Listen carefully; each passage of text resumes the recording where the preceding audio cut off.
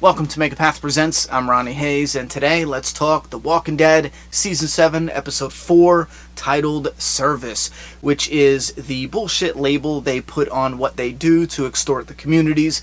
They provide a service taking care of the walkers around the perimeters, which is bullshit. Now, when I first started the Season 7 reviews, I did it in a closet here as a joke because of Enid, and I was kind of disappointed we didn't see her come out of the closet. I was kind of disappointed we didn't really see them returning or the next day. We kind of skipped a week, so I had a little bit of a sting of disappointment there. However, that quickly went away when I realized we were getting Negan and the Saviors right in the very beginning of the episode. I was thrilled about that, and I was even more excited because as the episode played on, it was like the comic book coming to life right out on the screen. They did a fantastic job with this episode. I mean, comic fans, this is going to be one of their best episodes. Most enjoyable, I should say. Now, here's the thing. That doesn't mean there aren't problems. There's definitely a clear problem that has to relate to the Saviors and how they acted, Negan, how he acted, and Michonne at the very end when she sees the burnt mattresses that the Saviors burnt up. We're going to discuss that at the very end because that has to relate to something that's coming up in Season 8-ish, and I want to do a comic book spoiler warning. We'll save that for the end. But when the Saviors show up, you guys know I am hard on Daryl Dixon. When he does something I think is kind of stupid, I say it. That fucker broke my heart without even saying a word. Just a look on his fucking face when they first got there. Man. Damn. And you could see it in Rick's eyes too, man. Every time he looked at Daryl, he was just crushed. And then when he had to watch him as he was driving away, and then you get Dwight still working him again. For Dwight, this is a job. His job is to break Daryl down and get him to say, "I'm Negan," and he uses the bike. At first, I thought Dwight just wanted to take his bike, and that's probably part of what it was, but Dwight is using that. Everything is used for multiple reasons. Dwight's like, well, I got a bike, plus I can use this to stick it to Daryl a little more, try to break him. Now, once inside Alexandria, we get a ton of different back and forth. Now, a lot of comic fans, I'm already preparing, they're going to be disappointed with Carl and Negan. In the comic, they had a lot more story, especially after this episode.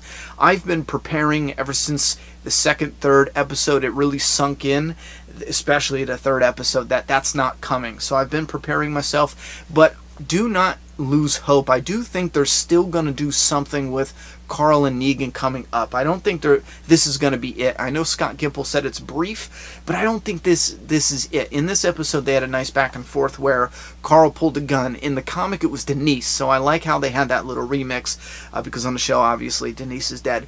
But Carl pulls a gun because he's pissed they're taking all the medicine. In the comic, it was the same way, but they were taking all the painkillers, everything that could be abused, and Denise is like, oh, that's not half.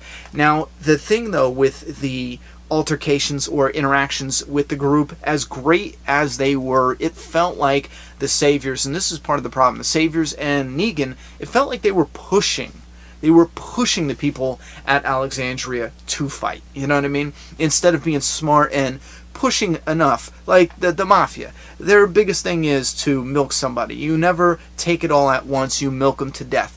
That's how they extort people. It feels like the Saviors are like, they can't control it. There's no self-control there. They're just like, we're going to push them until they just explode. Now, Negan, I can see it, because Negan comes in, he gives the bat to Rick, which, yeah, I really wanted to see Negan pick up Judith, but what are you going to do? He gives the bat to Rick, which was a comic book moment that I loved, and Rick carried it the entire time. And the thing with the bat, he's turning his back on Rick as he's walking around, pushing Rick. He's saying fucked up shit. He's getting Rick because Negan knows. Negan's not waiting. He's not waiting 2 or 3 weeks. He's not going to come in there all smiles and joking around and wait 2 or 3 weeks and then do something that's going to set Rick off. Negan's like, that's a waste of fucking time. I'm going to come in there. I'm going to push his buttons as much as I can, as bad as I can, and see if I can set this guy off. And if I set him off, then we'll fucking handle it, you know? But if I don't set him off, we might be able to work together in the future. That's why Negan is somewhat confident at the end of the episode that they made progress. If you didn't pick up on that, that is what it was about. Not just everything else that was going on. It was the stuff that wasn't said that was also extremely important. But Negan just keeps fucking going. But then we got Father Gabriel with that smirk that I loved. And he was smart enough to know to fuck with the grave. I know it sounded like he said he dug a grave. I think maybe he didn't dig a full grave, you don't need to, but maybe he dug the outline, fucked up with the dirt a little bit to make it look like a grave. Yeah, sure, you know. But I kind of am wondering, when did he think about that? Was that a last minute decision? If it was, that's pretty damn clever. You get the interaction there. Fantastic. You get the interaction between Negan and Rick throughout this episode. Carl a little bit, then you get it with Olivia. I think the actress playing Olivia's role did a fantastic job. And Mahoney, did I say that right? I always screw up on her last name. She did a wonderful job being scared shitless. There was that little bit with the gun that I thought didn't honestly need to be in the episode, but we got it, and it was important for Spencer's shit character. This is a character I enjoy that's a shit character. Like, I am looking forward to him getting his teeth knocked out of his face. When Rick said that, I was like, fucking please, Spencer, say something. Say no. Fucking say no. Say anything at all. Get your teeth knocked. There's always those characters that do shit and you're like, man, I want to see him get his teeth knocked out. So anyway, we also get a creepy interaction between a savior and Enid with the balloons. Now, I thought the balloons, Enid was holding on to that for sentimental reasons because of Glenn. They let the green balloons up to tell the people at Alexandria that they were okay. If there's some other symbolism you want to let me know, definitely let me know. But there's a lot more interactions throughout this episode, and that's what this episode was. A bunch of interactions between the characters, but also testing people, especially Rick, Negan testing Rick because he wants to know what Rick is going to do at the end of the day, and if he really puts the pressure on, he could find that out faster than later. And then at the end of the episode, when Rick gives him a gun he didn't even know about, he didn't have to give up that gun. It was a smart thing, and that is smart on Rick's part. I said it myself. I thought about it before. I'm like, why didn't Rick hide some fucking guns? You could burn the log. I mean, if they kept a log is what screwed them about how much guns were there, you know? They could have hid their own weapons, kept all the Savior's weapons. But long story short, Rick said something and I was like, that's perfect. I mean, you could have hid them and then never used them and never get caught with them until you needed to go to war. Sure. If you're going to say that, sure. You're right. Rick should have hid them and told everyone that they don't have any weapons, yada, yada, yada. But Rick was right. If they hid weapons and pulled them out later, they could get caught with them and somebody will die. If they get caught doing any grimy, dirty, sneaky shit, someone will die. I think that is smart that they put the pressure on for this episode, and I think it helps the story, and it adds to the frustration. Throughout this episode, I was frustrated as fuck. So much so to the point where I almost started not enjoying the episode because I was so frustrated for the characters. I didn't go that far though because reality set in and I was like, yeah, you're supposed to feel how the characters feel. Frustrated like you're being squeezed alive, you know, because they're being pushed, pulled, squeezed, you know, bossed around. Negan comes in, said, oh, we're taking half, I'll be there in a week. He's early, and his half is whatever he determines. It could be everything. That's his half. It's whatever the fuck this dude says. So we get all the shit with the Saviors, and they bounce, and we get a fucking wonderful scene with Rick and Michonne for two reasons. One, Rick, I love when they bring up old characters in a way that fits the story.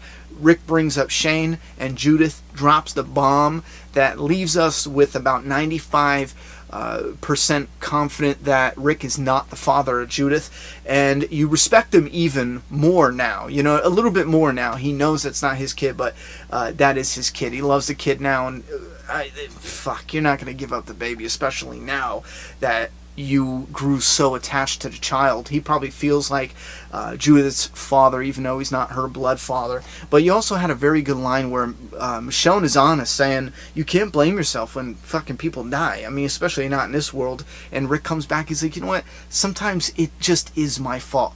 And yeah, you know, when you're the leader, you're not going to make 100% right decisions all the time.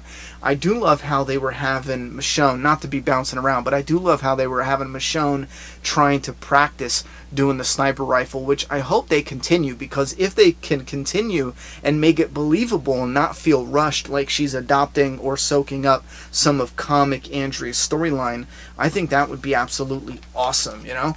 The Saviors being at Alexandria, though, really made me wonder why they haven't been to the Kingdom yet. The Kingdom doesn't know about them, and I'm wondering, is that because the people at the Kingdom or the leaders and his little inner circle were submissive immediately? I mean, did they have one run-in, it went bad, and Ezekiel was like, okay, you know what, we will fall in line, just leave my people alone, yada yada yada? Because the Kingdom, they're looking good. If Negan likes what they have at Alexandria, I mean, fuck, he would love the Kingdom, you know?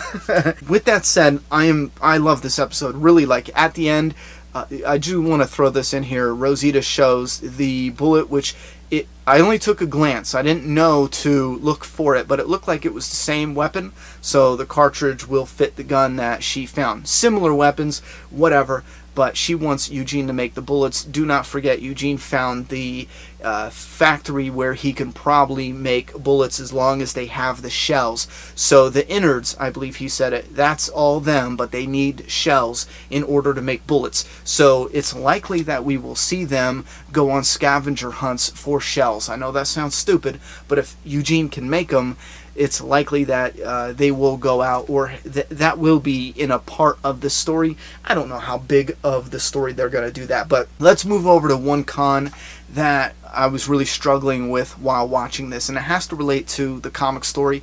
So if you don't want to hear about it, or you don't want to be spoiled about something that's going to come up possibly on the show, then leave now, but leave thoughts and opinions about this episode down in that comment box. And I haven't looked yet, but chances are we are either hitting 100k right now or right about to hit 100k. Massive thank you, and I will do a specific update video talking to you guys about that tomorrow. So thoughts and opinions in the comment box. Let's move over to my one huge problem. The Saviors and Negan were too aggressive. I know that sounds stupid, but hear me out. In the comic book, it felt balanced. Bad shit happens, and Negan counters with something good. He puts on pressure, but then he releases it a little bit. In the show, it felt like all pressure. You know, Negan left them with some guns. Well, you're going to need it to survive. You'll need a few guns. What are you going to do with the guns? I mean, it feels a little weak to be like, oh, I'm afraid for them to have a fucking handgun. You know what I mean? When you have all that, you have the numbers and you have all the people, but one handgun. And I know the whole two-gun thing, it was principle. It wasn't necessarily the guns, but at the end of the day, he could have threw them a gun or two and been like, all right, keep yourself safe when you go out on the runs. Run guns, you know? He could have left them some run guns, but anyway, in the comic, they did shit like that. They did a little bit in the show where Negan said, you can't starve to death, so I'm not going to touch your food. But they're taking chairs, they're taking beds, and we see later they just burnt the fucking beds. They're not even using them. Maybe we'll hear something later on about how, oh, it keeps them in survival mode, or it keeps them like beaten or not relaxed, or whatever the fuck you want to say. It feels like they are pushing the survivors to break, to pop, to crush, to crumble, to go to war. It's like they're forcing them to fight back if you keep just pushing down on them. Again, in the comic, it felt nice and balanced. Oh, here's some fucked up situation you're in, but when the Saviors and them show up, it's not bad. Negan even gets slapped in the face with Olivia, and he's like, you know what, boys, fall back. I'm not mad. I'm actually turned on. I mean, they do some silly shit in the comic, but again, it felt like it was balancing out the fucked upness, you know? The show feels like it's all fucked. It feels like they need to either fight back or die or flee, leave the area, like leave Alexandria. That's the only way if they don't have the numbers. And again, keep this in mind. If Rick and them were not, you know, connected with Alexandria, if they just didn't give a fuck about being in that one place, they could realistically leave. They could relocate. If Negan, and again, Negan doesn't want to kill them. He wants them to provide for him. If him and the Saviors are going to push on them so fucking hard, they could just relocate the fuck up out of there. You know what I mean? Anyway, that's my little gripe. It feels unbalanced as opposed to the comic. It felt real balanced with the bullshit and the relief. But you let me know down in the comment box if you are a comic fan. How do you feel about it? I mean, do you feel like it's no big deal? Do you feel like Negan knows that they're not fucking going anywhere? I mean, it's not that bad, yada yada yada. I would love to hear your thoughts and opinions. Again, my overall feeling every time we talk about something that didn't quite sit well with me, I get a million comments saying, I can't believe you hated this episode, I love this episode. I really enjoyed this episode, especially every single moment with the characters, especially Negan. I think Jeffrey Dean Morgan killed it this episode, but just with the characters talking, like Negan and Rick, I can have a whole episode with them two just talking, and I can stand up with a stiffy, you know? I enjoyed the episode. There's just certain parts where it felt a little off, you know what I mean? Thoughts and opinions in that comment box. I'm done talking. It's your turn. Subscribe now.